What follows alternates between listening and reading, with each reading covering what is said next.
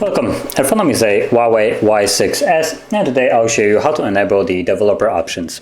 So to get started, you want to open up Settings, and from there let's scroll down to System, and then About Phone right here. And at the bottom,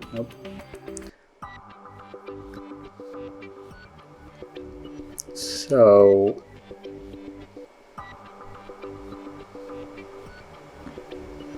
looking for, oh, there it is, build number right here.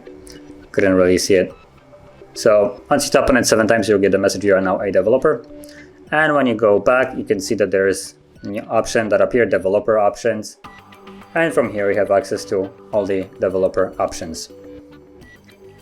So I would not mess around here too much, considering some of those things may change how the device functions or turn off specific parts of it, so just keep that in mind.